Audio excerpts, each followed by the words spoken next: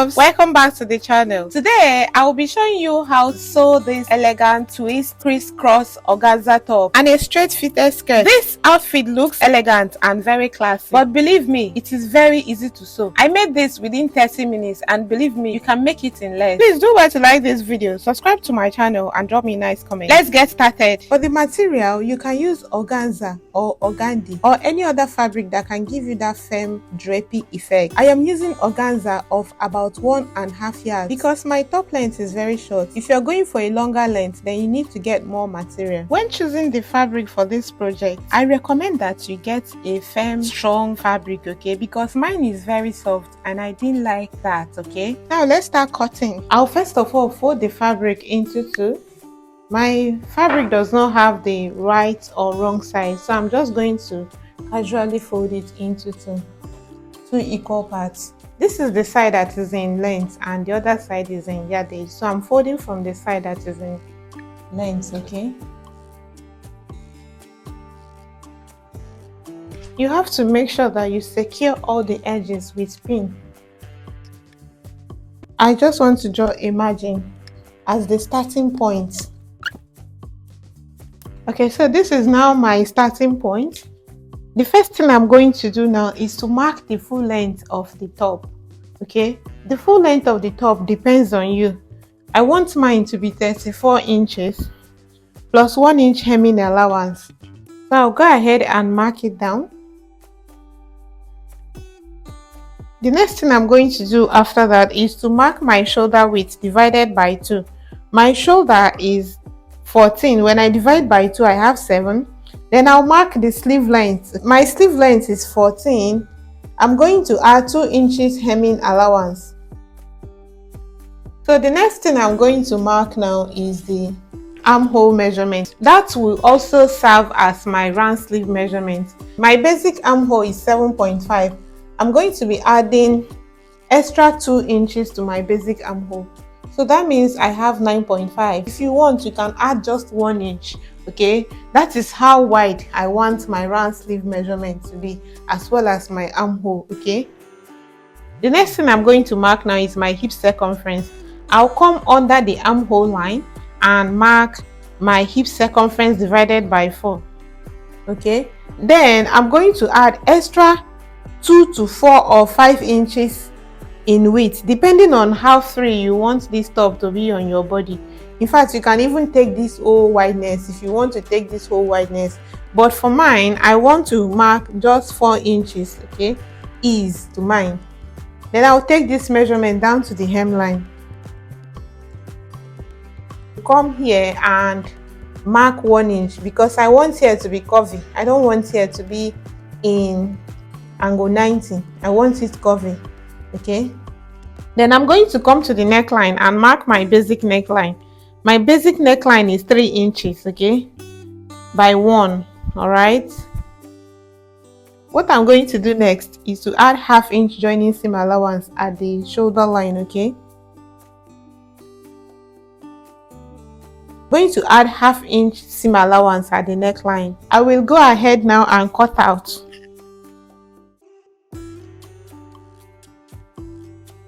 I need to add my side seam allowance, so I'll go on now and add ½ inch side seam allowance.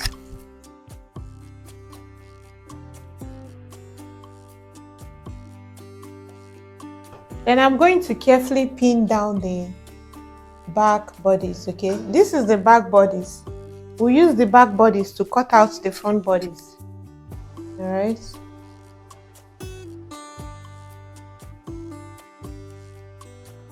Then I'll get the back block and then place it on top of my fabric.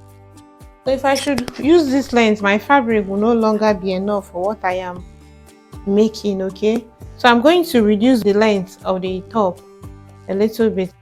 If you want a longer length, that means you should go for up to 4 or 5 yards, okay. This is 30 inches in length. This is the middle part of the back and this will be the front, okay. Then from the folded part of the back, I'll mark down extra 30 inches for the front. That will be what I will use for the crisscross twist at the front, okay? You can mark down less than 30 inches depending on how much you want the neckline to drape. If you don't want it to drape too much, then you can mark less than 30 inches. If you want it to drape more than mine, you can mark more than 30 inches, okay? So what I'm going to do now is to mark the front neckline, okay? I'll maintain the same neck width, and then you choose the neck depth of your choice, okay? I want to come down here by 8 inches. If you want, you can come down by 9 or 10 depending on how exposed you want the neckline to be. I want to take 8 inches here to the same neck width.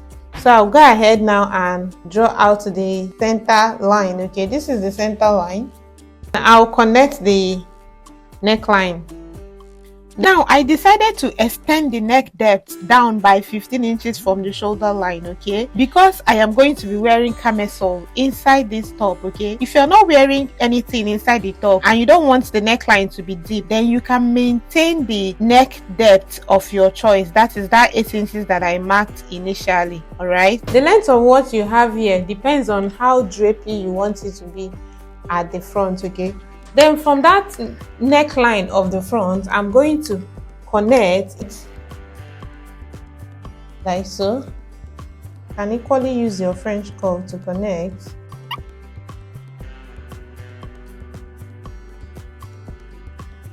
I'll go ahead now and cut out.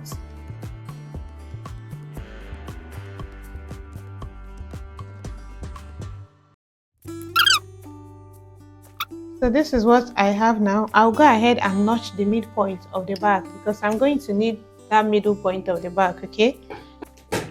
The first thing I'm going to do is to join the shoulder lines together, okay? With half-inch joining seam allowance that I have there. I'll go ahead now and join the front and the back shoulder lines together, okay? So this is the back.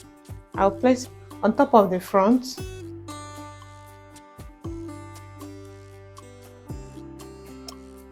I'm going to go over to my sewing machine now and stitch on the shoulder lines, okay? So after joining the shoulder lines, this is what I have. I went ahead to open press the seam line, okay? And I also had to hem the sleeves, okay? So this is the back and the front here. I had to also weave the edges so that it doesn't fray.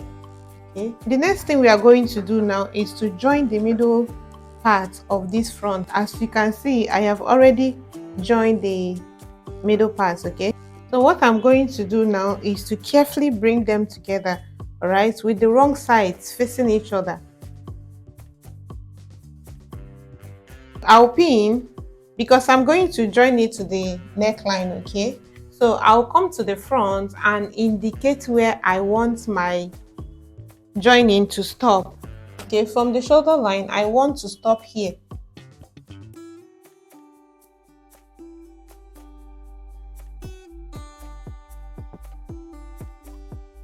So this is where I want to stop on both sides.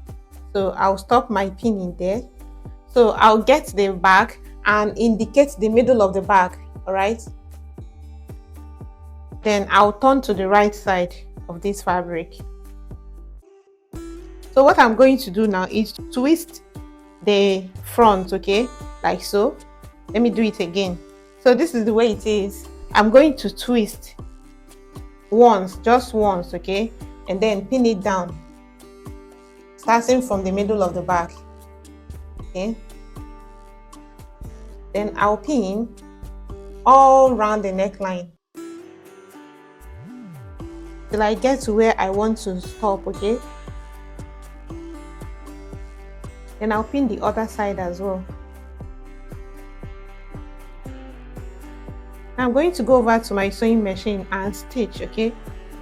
So now after joining the neckline, this is what it looks like. You can see that I stopped somewhere around here. I did not stitch to the end, okay. You can stop anywhere you want, but just make sure that you didn't get to the end, okay. You have to leave a space here so that the twist can relax very well, okay. So let me turn to the right side. You can see that the twist has already formed. So I'm going to go ahead now and join the sides together with 1/2 inch joining seam allowance that I have. After joining the sides, I will have to hem the hemming line. Starting from here, I will hem from here to the back, okay? After stitching on the sides, this is what the top looks like, and I also had to hem the top as well. And here's the final look. Your elegant twist crisscross organza top is ready. I made a fitted Ankara skirt and paired them together. If you would like to learn how I made the skirt, tell me in the comment section and I'll send you the tutorial. The skirt is beginner friendly and it is super easy to make. Don't forget to hit on the subscribe button if you have not subscribed. Turn on your notification bell so that anytime I upload a new video, you'll be notified. See you in the next one.